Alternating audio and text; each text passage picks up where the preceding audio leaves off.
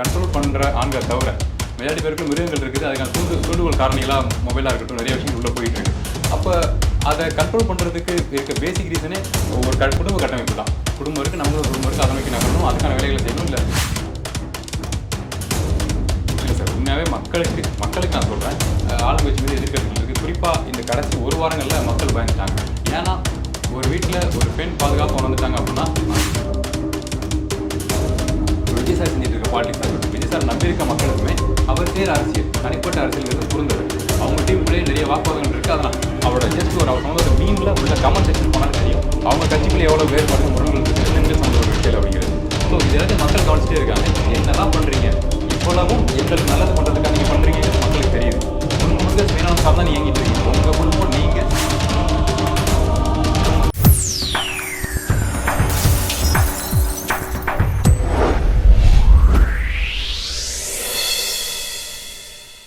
வணக்கம்.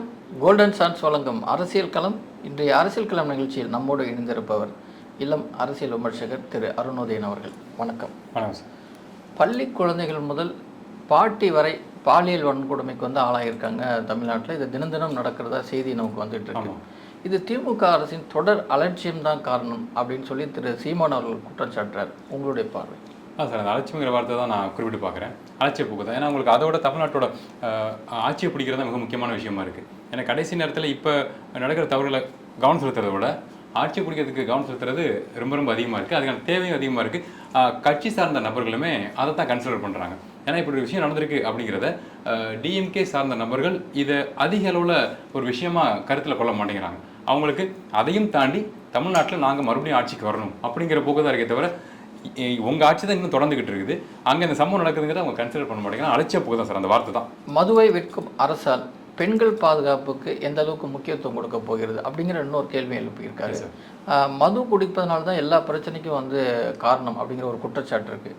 இல்லை சார், அது முழு காரணம்னு சொல்ல முடியாது. ஆனால் உறுதி அதுவும் ஒரு காரணம் சார். ஏன்னா எல்லா ஆண்களுக்குள்ளேயுமே இப்போ எல்லா மீன்ஸ் என்ன சொல்கிறது, கண்ட்ரோல் பண்ணுற ஆண்களை தவிர மெஜாரிட்டி பேருக்கு மிருகங்கள் இருக்குது. அதுக்கான தூண்டுகோல் காரணிகளாக மொபைலாக இருக்கட்டும் நிறைய விஷயங்கள் உள்ளே போயிட்டு இருக்கு.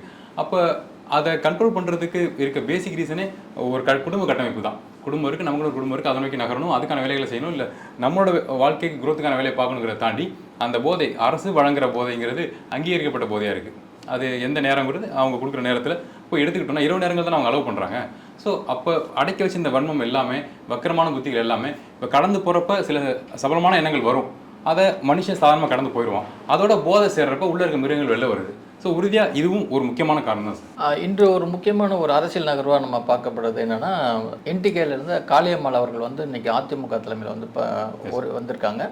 அவங்க சொல்கிற விஷயம் என்னென்னா, தமிழனின் தலைமையில் தலைமையேற்காக நான் வந்திருக்கேன் அப்படின்னு சொல்கிறேன். அந்த வார்த்தை திரு எடப்பாடி அவர்களுக்கு எந்த அளவுக்கு ஒரு பொருத்தமானதாக இருக்கும்? ஆமாம் சார், இப்போ என்டிகேல இருந்திருக்காங்க. என்டிகே கொள்கைன்னா தமிழ்நாடு தமிழர் ஆளணும் அப்படிங்கிறது தான். மற்றவங்களாம் வாழலாம், சந்தோஷமாக வாழலாம், நாங்களே வாழ வைக்கிறோம் அப்படிங்கிற விஷயம் தான். ஸோ அப்படி இருக்கப்போ அவங்க உறுதியாக எடுத்து வைக்கிறாங்க, திராவிட கட்சிகள் நமக்கு நல்லது செய்யாது அப்படின்னு. அது குறிப்பாக முன்னாடி ரொம்ப ஸ்ட்ராங்காக எடுத்து வச்சாங்க. இப்போ அதில் அந்த கருத்துக்களில் வலுவில்லாமல் குறைஞ்சிக்கிட்டுன்னு வச்சுக்கலாம். அதுக்கான தேவையும் இல்லாமல் இருக்குது. ஏன்னா இப்போ ஸ்டாலின் ஐயா குடும்பம் தமிழ் வழி குடும்பம் கிடையாது, தமிழ் சமூகம் கிடையாது அப்படிங்கிற விஷயத்த என்டிகே சார்ந்த நபர்களும் சரி, தமிழ் தேசம் சார்ந்த நபர்களும் சரி தொடர்ச்சியாக எடுத்து வச்சுட்டு இருக்காங்க. அப்படி இருக்கப்போ காளியம்மாள் அவங்க எடுத்த சாய்ஸ் என்னை பொறுத்த வரைக்கும் அது அவங்க தனிப்பட்ட விருப்பம். அதில் எடப்பாடி ஐயா தலைமையில் நான் இயங்குறேன் அப்படிங்கிறது அவங்க சொல்கிற அந்த வார்த்தை நம்பிக்கைக்குரியதாக தான் இருக்குது. அவங்களோட மாற்றம்ங்கிறது ஏற்றுக்கொள்ளக்கூடியதாக தான் எனக்கு இருக்குது. மீன்ஸ் தனிப்பட்ட முறையில் அவங்களுக்கு 1000 கருத்து வேறுபாடுகள் இருக்கலாம். ஆனால் அதை தாண்டி டிஎம்கே சைடு போகும், ஏடிஎம்கே சைடு ஒரு தமிழர் தமிழ் நான் இயங்குறேன் அப்படிங்கிறது தனிப்பட்ட தேவையும் தாண்டி கொஞ்சம் நியாயம் அதில் இருக்குன்னு நான் சொல்கிறேன். தமிழ்நாட்டிற்கு வருகை புரிந்த திரு மோடி அவர்கள் திருச்சியில் என்ன சொல்கிறாருன்னா, மாற்றத்திற்கான ஒரு அலை வீசுது அப்படின்னு சொல்கிறார். என்டிகே கூட்டணி ஆட்சி அமைக்கும் அப்படின்னு சொல்கிறார். ஆனால் திமுக என்ன சொல்லுதுன்னா, தமிழ்நாட்டில் அந்த ஒரு ஆளுங்கட்சி மேல் ஒரு அதிருப்தி இல்லை அப்படிங்கிற ஒரு விஷயத்தை வைக்கிறாங்க. உங்களுடைய கருத்து என்ன? இது இல்லை சார், உண்மையாகவே மக்களுக்கு நான் சொல்கிறேன், ஆளுங்கட்சி மீது எதிர்கருத்துக்கள் இருக்குது. குறிப்பாக இந்த கடைசி ஒரு வாரங்களில் மக்கள் பயந்துட்டாங்க. ஏன்னா ஒரு வீட்டில் ஒரு பெண் பாதுகாப்பு வந்துட்டாங்க அப்படின்னா அந்த குடும்பம் நிம்மதியாக இருக்கிறது என்னோட பாயிண்ட் ஆஃப் வியூ. அப்படி இருக்கப்ப இங்கே இப்போ நம்ம நியூஸில் பார்த்தீங்கன்னா தெரியும், 60 வயசு மூதாட்டியில் ஆரம்பித்து 2 வயசு குழந்தை வரையும், பள்ளிக்கு போகிற மாணவிகள் வரைக்கும், ரெஸ்ட் ரூம் போகிற அந்த டைம்லையும் சரி, இல்லை திருச்சியிலேருந்து இங்கே வர்றாங்க, ஒரு வேலை வாய்ப்புக்காக வராங்க, ஒரு ப்ராசஸ்க்காக வர்றாங்கிறப்ப அங்கே அவங்களை கார்லேயே கடத்தி கொண்டு போகிற விஷயங்களாக இருக்கட்டும். இல்லை, அது தவறுன்னு சொல்லியிருக்காங்க. அதாவது அந்த குற்றச்சாட்டே தவறுன்னு, பொய்யான குற்றச்சாட்டு. சரி சார், அது தள்ளி வச்சுட்டா கூட என்ன சொல்றது, சின்ன வயசுலேருந்து பெரிய வயசு உள்ள எல்லா பெண்களுக்குமே இங்கே பாதுகாப்பு இல்லைங்கிறது உறுதிப்படுத்தப்படுது. செய்திகள் நம்ம நியூஸில் பார்க்குறோம். அப்படி இருக்க ஒரு குடும்பம் எப்படி பாதுகாப்பாக உணரும், குடும்பத்தில் இருக்க ஆண்கள் எப்படி பாதுகாப்பாக உணர்வாங்க? ஸோ இப்போ தமிழ்நாட்டில் எந்த குடும்பமே பாதுகாப்பாக உணரல. அதுவும் குறிப்பாக இந்த மாதிரி சம்பவங்களை பாதிக்கப்படாத குடும்பங்களாக இருந்தாலும் செய்தி பார்க்குறப்ப இது நாளைக்கு நமக்கு நடந்துடாதோ அப்படிங்கிற பயத்தோட தான் ஒவ்வொரு ஆணும் வீட்டை விட்டு வெளில போகிறாங்க. எல்லாருமே பணபலம் அதிகார பலம் பண்ணவும் கிடையாது. எல்லாருமே ஹம்மர் காரில் குடும்பத்தில் உள்ள பெண்களை ஏற்றி இன்னொரு இடத்துல இறக்க முடியாது. எல்லாருமே தனிப்பட்ட டிரைவர் வச்சுக்க முடியாது. ஸோ அப்படி இருக்கப்ப நமக்கு பதட்டம் வரதான் செய்யுது. நம்ம பஸ்ஸில் தான் போய் ஆகணும், ஆட்டோனா இறங்கி நடந்தான் ஆகணும். இல்லை இப்போ நிறைய பெண்கள் வந்து என்ன சொல்றது, தனிப்பட்ட ஆப் யூஸ் பண்ணி போயிட்டு இருக்காங்க, பைக்லாம் போயிட்டு இருக்காங்க. ஸோ அப்படி இருக்கப்ப பாதுகாப்புங்கிறது கேள்விக்குறியாக தான் இருக்குது. அப்போ இந்த அரசால் இதை சரி பண்ண முடியல. இந்த மாதிரி விஷயங்கள் செய்கிறதுக்கான ஆண்கள் தொடர்ச்சி அதை இனிஷியேட் பண்ணிகிட்டே இருக்காங்க, செஞ்சுக்கிட்டே இருக்காங்க. அதுவும் குறிப்பாக சார் கடந்த வருஷங்களில் கிட்டத்தட்ட 20,000க்கும் மேலே போக்சோ வழக்குகள் பதிவு செய்யப்பட்டிருக்கு. அதெல்லாம் பார்க்குறப்ப எனக்கு ரொம்ப ரொம்ப பதட்டமாக இருக்குது. ஏன் அப்படின்னா அந்த வழக்கால் பாதிக்கப்பட்ட சிறுமிகள் சிறுவர்கள் வாழ்க்கை எப்படி எதிர்கொள்ள போகிறாங்க அப்படிங்கிறதே நமக்கு தெரியல. என்னதான் நீங்கள் பயங்கரமான கவுன்சிலிங்லாம் கொடுத்தாலும் அதை தாண்டி அந்த அந்த அந்த சிறுமிகளும் சரி சிறுவர்களும் சரி அவங்கள பெற்ற அப்பா அம்மாவும் சரி இதை கடந்து வரது ரொம்ப ரொம்ப கஷ்டம் சார். ஸோ இந்த மாதிரி சுச்சுவேஷன்ஸ் எல்லாமே மிக மோசமாக இருக்கனால எதிர்ப்பு அலை உண்மையாக வீசி தான் செய்யுது. ஆனால் அதுக்கான சாய்ஸ் மக்கள் எடுக்கிறது அவங்க யோசிச்சு எடுப்பாங்கன்னு நான் சொல்கிறேன். தினம் தினம் பெண்களுக்கான வன்முறையாக இருக்கட்டும், அல்லது பாலியல் குற்றச்சாட்டாக இருக்கட்டும், அல்லது வழிப்பறியாகட்டும், இப்படி வந்து தினசரி வந்து பத்திரிகையிலையும் சரி வந்துக்கிட்டே தான் இருக்குது. ஆனால் இதுக்கு வந்து நடவடிக்கை எடுக்க வேண்டிய காவல்துறை மந்திரியாக இருக்கிற திரு ஸ்டாலின் அவர்களும் இல்லை காவல்துறையினரே இது பெரிய அளவில் வந்து ஒரு ஸ்ட்ராங்கான ஒரு ஆக்ஷன் வந்து எடுத்த மாதிரி தெரியல. ஆமாம் சார், இது வந்து என்ன இந்த அலட்சியம் வந்து ஏன் அப்படிங்கிறது ஒரு கேள்வி. அதான் சார், எனக்கு தெரிஞ்சு நான் பார்த்த வரைக்கும் ஒரு இடத்துல சிக்கல் இருக்குன்னா ஆமாம் சிக்கல் இருக்குன்னு ஒத்துக்கிட்டாலே பாதி சிக்கல் சரி செஞ்சிடலாம் சார். இப்போ ஆளுங்கட்சி இருக்காங்க அப்படின்னா உண்மையாகவே அவங்களால 24/7 தமிழ்நாடு முழுக்க இருக்க ஒவ்வொரு சந்து பந்துகளுக்கும் பாதுகாப்பு கொடுக்க முடியாது. அப்படி இருக்கப்ப இந்த ஆட்சி முடிய போகிற நேரத்தில் சமூக விரோதிகள் செயல்பாடுகள் ரொம்ப அதிகமாக இருக்குது. அரசுக்கு எதிராக இருக்குன்னு நினச்சிக்கிட்டு அவங்க வந்து மக்களுக்கு எதிரான விஷயங்கள் பண்ணிகிட்டு இருக்காங்க. எங்களால் முடிஞ்ச பாதுகாப்பு நடவடிக்கைகள் நாங்கள் உறுதி எடுத்துகிட்டு இருக்கோம். அதையும் தாண்டி மக்கள் கொஞ்சம் கவனமாக இருக்கணும் அப்படிங்கிற விஷயத்தை அரசு சொல்லிட்டாலே, சிக்கல் இருக்குங்கிற விஷயத்த, ஆமாம் சிக்கல் இருக்குது, எங்களையும் தாண்டி சில விஷயங்கள் நடந்துகிட்டு இருக்குது அப்படிங்கிற விஷயத்த மக்கள்கிட்ட ஏற்றுக்கிட்டாலே மக்கள் புரிஞ்சுக்கிட்டு அவங்களுக்கு ஆதரவு கொடுப்பாங்க, கொஞ்சம் அவேராகவும் இருப்பாங்க. அவங்க அப்படி விஷயம் நடக்காத மாதிரி கடந்து போயிட்டு இருக்காங்கல்ல. குறிப்பாக அந்த விஜய் சார் விஷயமா இருக்கட்டும், அதை தாண்டி விஷயமா இருக்கட்டும், அவங்க செயல்படுத்தப்படுற நலத்திட்டங்கள் தான் ப்ரொமோஷன் செய்யப்படுதே தவிர ரியாலிட்டியில் எவ்வளோ பாதிப்பு மக்கள் ஃபேஸ் பண்ணிட்டு இருக்காங்க. இந்த கடைசி நேரத்தில் சார் இப்போ சிக்கல்கள்லாம் வருது, நாட்டில் சில குழப்பங்கள்லாம் வருது, வீழ போகுது நாடு அப்படின்னு என்ன பண்ணுவாங்கன்னா இந்த லூட்டிங் அப்படிங்கிற வார்த்தை பயன்படுத்துவாங்க. கடைகள் எடுத்து உடச்சி இடத்த எடுத்துகிட்டு போயிடுவாங்க. அது கணக்கில் சேராது. அப்படிங்கிற மாதிரி இந்த கடைசி நேரத்தில் செய்கிற தவறுகள் கணக்கில் சேராதோ, முழுக்க அரசு வந்து வெல்றதுக்காகவும் மக்கள் மீதும் அந்த பணத்தை ஷேர் பண்ணுறதுக்காகவும் தான் நேரத்தை செலவிட்டு இருக்காங்கிறது இந்த சமூக விரோதிகளுக்கு ரொம்ப எளிதாக தெரியுது. இந்த நேரத்தில் நம்ம தவறு செஞ்சோம் அப்படின்னா நம்மளை கவனிக்கிறத விட, ஃபாலோ பண்ணி கண்டுபிடிக்கிறத விட வேறு வேலையில் தான் அரசு கவனம் செலுத்துங்கிறது ரொம்ப தெளிவாக இருக்காங்க. ஸோ அரசு அப்படி கிடையாது. நாங்கள் அடுத்த கட்ட ஆட்சி அமைக்கல, தாண்டி நாங்கள் இருக்க ஆட்சி காலகட்டத்தில் மக்களுக்கு நல்லது செய்கிறது எங்களோட முதல் குறிக்கோள்ங்கிறது அரசு தெரியப்படுத்தினா மட்டும்தான் இதுலேருந்து வெளில வர முடியுமே தவிர இந்த மாதிரி இந்த அலட்சிய போக்கு, இந்த கடந்து போகிறது, இப்படி விஷயம் நடக்காத மாதிரி பேசிக்கிட்டு இருக்கிறது மேடைகளில் அப்படிங்கிறது இதை விட மோசமான சம்பவங்கள் செய்கிறதுக்கு சமூக விரோதிகள் தூண்டுகோலாக தான் இருக்கும். அதிமுக ஆட்சியில் வந்து பெண்கள் சம்பந்தமான எதனா ஒரு குற்றங்கள் நடக்கும்போது பெண்கள் அமைப்பு வந்து நிறைய போராட்டங்கள் பண்ணாங்க, எதிர்த்து வந்து உண்ணாவிரதம் அது இதுன்ட்டு நடந்துகிட்டு இருந்தது. ஆனால் திமுக ஆட்சியில் வந்து தொடர்ந்து இது மாதிரி பெண்களுக்கு எதிரான வன்முறைகள், பாலியல் துன்புறுத்தல் நடக்கும்போது பெண்கள் அமைப்பு வந்து எதுவுமே வந்து போராட்ட களத்துக்கு வராததுக்கு காரணம் என்ன? அதான் சார், அவங்களுக்கு வந்து ஏடிஎம்கே ஆட்சியில் சிக்கல் நடந்தால் மட்டும்தான் அவங்களுக்கு அந்த பெண்ணியம், பெண்களுக்கு எதிரான குற்றங்கள்லாம் பெருசாக தெரியும். பயங்கரமான போராட்டங்கள், ஆர்ப்பாட்டங்கள், மிகப்பெரிய கட்டுரைகள் எழுதுவாங்க, கருத்தரங்கு நடத்துவாங்க.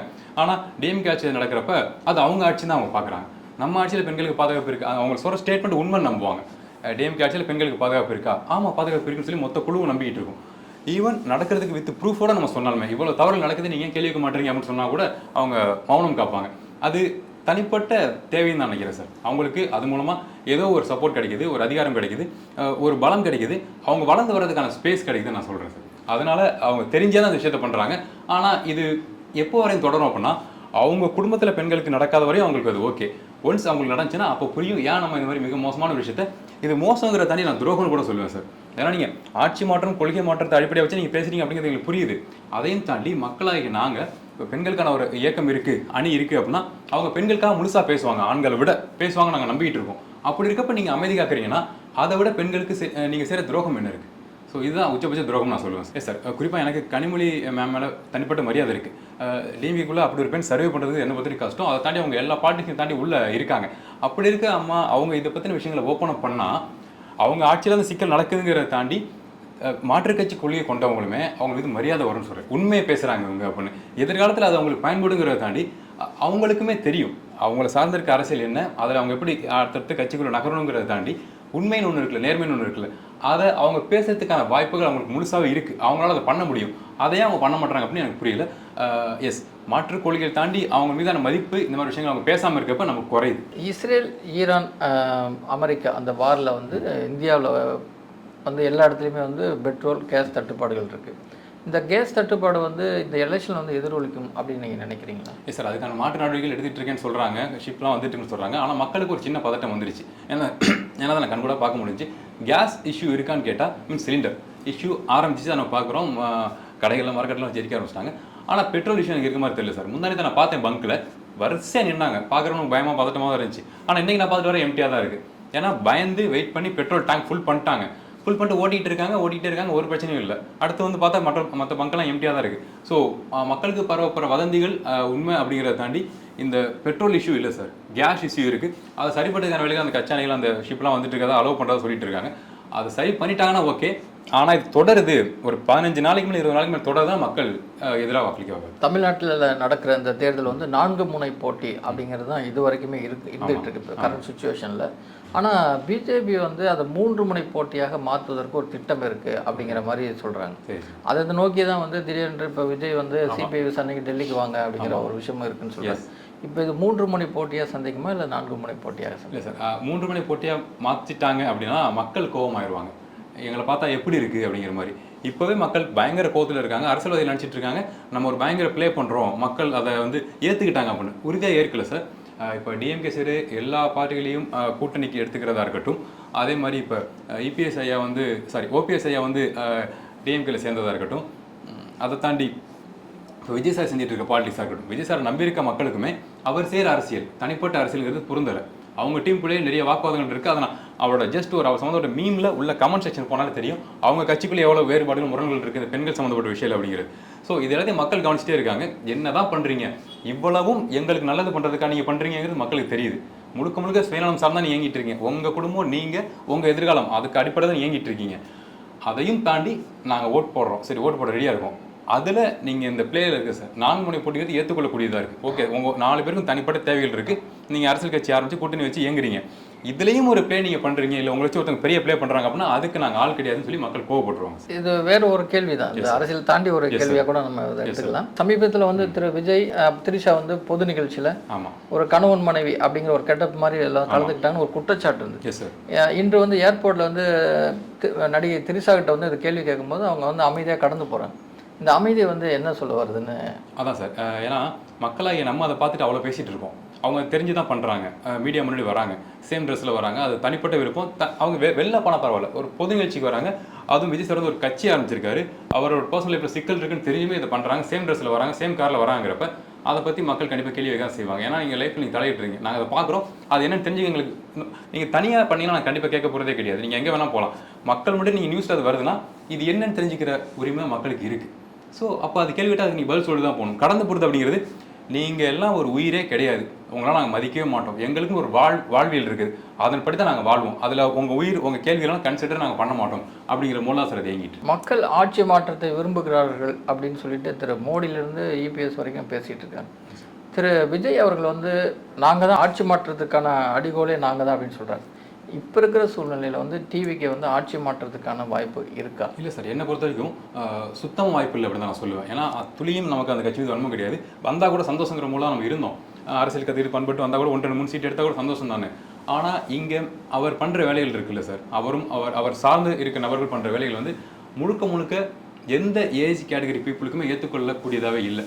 ஈவன் அந்த கட்சியில் இருக்க நபர்களுக்குமே சில பேர் போஸ்ட் போடுறாங்க. சாரோட அந்த மகளிர் மாநாடு நடத்தினார்ல, அதில் சாரோட பேச்சை கேட்டுட்டு உட்காந்துருக்க பெண்களை பார்த்துட்டு ஒரு மீம் போடுறாங்க. அரேஞ்ச் மேரேஜை பார்த்து எனக்கு பயமாக இருக்குது, ஏன்னா இதில் இருக்க பெண்ணில் யாராவது ஒரு பெண் அரேஞ்ச் மேரேஜில் எனக்கு வந்துட்டாங்கன்னா நான் எப்படி அந்த வாழ்க்கையை வாழ போகிறேன் அப்படின்னு சொல்லி ஒரு மீம் ஒன்று போட்டிருக்காங்க. அதுக்குள்ளே கமெண்ட் செக்ஷன் பார்த்தீங்க அப்படின்னா அலருங்கடா ஆம்பளைங்களா அப்படின்னு அந்த மீட்டிங்கில் அட்டன் பண்ணவோ இல்லை அந்த மீட்டிங்கை சப்போர்ட் பண்ணுற ஒரு பொண்ணு ஒருத்தவங்க போட்டிருக்காங்க. இவங்க என்ன சொல்கிறாங்கன்னா, இப்படிப்பட்ட ஒரு தலைவர் இருக்கார், அது தவறுன்னு தெரியுது, அதை நீங்கள் சப்போர்ட் பண்ணுறீங்க. ஸோ இப்படிப்பட்ட ஒரு ஆணுக்கு இப்படிப்பட்ட ஒரு ஆண் உங்களுக்கு அமைஞ்சா நீங்கள் சப்போர்ட் பண்ணுவீங்களா? இது சரியான சொசைட்டியை வளர்த்து கொண்டு போமாங்கிற பயம் தான் சமூகத்தில் ஒழுக்கமாக இருக்க ஆண்களுக்கு இருக்குது. அதுக்குமே அவங்க என்ன சொல்கிறாங்க அப்படின்னா அதையுமே அசிங்கப்படுத்துறாங்க, அப்படி தான் இருப்போம் அப்படிங்கிறாங்க. ஸோ அந்த கட்சிக்குள்ளேயே ஒரு ஒருங்கிணைவு அற்ற தன்மை போய்கிட்டு இருக்கு. ஸோ அதுவும் கட்சி கொள்கைக்கு சம்மந்தமே கிடையாது. இது அவரோட தனிப்பட்ட வாழ்க்கைக்கு நாங்கள் சப்போர்ட் பண்ணுறோங்கிற ஒரு மோடில் போயிட்டு இருக்காங்க. சப்போர்ட் பண்ண பசங்களும் பொண்ணுங்களும் ஒரு செட் ஆஃப் பீப்புள் வந்து ஒரு நாம்ஸோட வாழ்ந்துட்டு இருப்பாங்களே, அவங்க பேக் அடிச்சிட்டாங்க. இதுக்கெல்லாம் நாங்கள் சப்போர்ட் பண்ண முடியாது அப்படின்னு. ஸோ இவ்வளவு குழப்பங்கள் இருக்க கட்சிக்குள்ள அந்த ஓட்டுங்கிறதே என்ன சொல்கிறது, ஆப்ஷனல் தான் சார். போடலாமா வேணாம் டவுட் இருக்கும். ஏன்னா நம்ம குடும்பம் ஒழுக்கமான குடும்பம். நம்ம அப்பா அம்மா அக்கா தங்கச்சியெல்லாம் ஒழுக்கம் வாழ்ந்துட்டு இருக்காங்க, ஒரே குடும்பம் வாழ்ந்துட்டு இருக்காங்க. ஈவன் சிக்கல்னா கூட அஃபிஷியலாக அதுக்கு விளக்கம் கொடுத்துட்டு வாழ்ந்துட்டு இருக்காங்க. அதுதான் சொசைட்டி ஏற்றுக்கொள்ளக்கூடிய ஒரு ஸ்ட்ரக்சர் இந்தியாவுக்குள்ள. அப்போ நீங்கள் இந்த மாதிரி சாதாரணமாக கெத்தா ஒரு விஷயம் உங்களுக்கு பர்சனல் இருக்கா நீங்கள் பண்ணிட்டு போவீங்க, அதுக்கெல்லாம் நாங்கள் முட்டு கொடுக்க முடியாதுன்னு சொல்லி பல பேர் பேக் அடிச்சிருக்காங்க சார். ஸோ அதனால தான் நான் சொல்கிறேன், அதுக்கான வாய்ப்புகள் ரொம்ப ரொம்ப கம்மி. 27 வருஷம் திருமண பந்தத்தில் இருந்திருக்காரு. இது வரைக்குமே வந்து எந்த ஒரு கருத்து வேறுபாடாக வெளிப்பட்டதாக நம்ம பார்க்க முடியல. அப்படி இருக்கிற ஒரு குடும்ப வாழ்க்கையில் முதல் முறையாக இப்படி ஒரு கருத்து வேறுபாடு வெளியே வந்த பின்னாடி அவ்வளோ வந்து ஒர்த் இல்லை அப்படின்னு சொல்கிறது, இவருடைய வாழ்க்கையை சொல்கிறாரா, இவ்வளோ நாள் வாழ்ந்த அந்த வாழ்க்கையை சொல்கிறாரா, இல்லை தன்னை சொல்கிறாரா, இல்லை வந்து தன்னுடைய மனைவியை சொல்கிறாரா? எஸ் சார், அது என்னை பற்றி வாழ்க்கையை தான் சொல்கிறாருன்னு என்னால் புரிஞ்சிக்க முடியுது. ஆனால் இதில் கொடுமையான விஷயம் என்னன்னா சார், அவரோட பர்சனல் பற்றி பேசுறதுக்கு நமக்கு துளி விருப்பம் கிடையாது. ஆனால் நம்ம பெண்கள் கூடலாம் பழகுறோம், இல்லை ஈவன் தங்கச்சி அக்காலாம் நமக்கு இருக்காங்கல்ல, அப்படி இருக்கப்ப தனக்கு உரிமையான ஒரு ஆண் விருப்பம் இல்லை அப்படின்னா கூட, பிரிகிறோம் அப்படின்னா கூட, அதுவும் குழந்தைகள் வச்சுட்டு இருக்க ஒரு பெண்மணிக்கு தனக்கு உரிமையான ஒரு ஆண் இன்னொரு பெண்ணோட உடனே இந்த விஷயம் வெளில வந்ததுக்கப்புறம் நம்ம வந்து விவாகரத்து கேட்குறோம் அப்படிங்கிற விஷயம் வெளில வந்து உடனே இன்னொரு பெண்ணோட வராரு ஃபங்க்ஷனுக்குங்கிறப்ப அது ஃப்ரெண்ட்லி டேக்னா கூட அது எவ்வளோ பெரிய மனவழியை ஆதங்கத்தை உண்டாக்கும், ஒரு கஷ்டத்தை உண்டாக்கும். அந்த பெண் தன்னோட மகனுக்கும் மகளுக்கும் என்ன விளக்கத்தை சொல்லுவாங்க? ஸோ இது சுத்தமாக ஏற்றுக்கொள்ளக்கூடியதாக இல்லை சார். வீடியோங்கிற தாண்டி பர்சனலாக நம்ம லைஃப்பில் நமக்கு இருக்க அக்கா தங்கச்சிக்கு நடந்துச்சுன்னா எவ்வளோ ஆதங்கம் வரும். ஸோ அதை செஞ்சுட்டு அதுக்கு நியாயம் போடுற வகையில் சார் பேசுகிறது துளியும் நம்ம ஏற்றுக்க முடியல. எனக்கு தெரிஞ்சு சார் இப்போ மொராலஸ் ஒரு 45+ ஏஜில் சில ஆண்கள் பண்ணுற வேலையை தான் சார் பண்ணிகிட்டு இருக்காரு.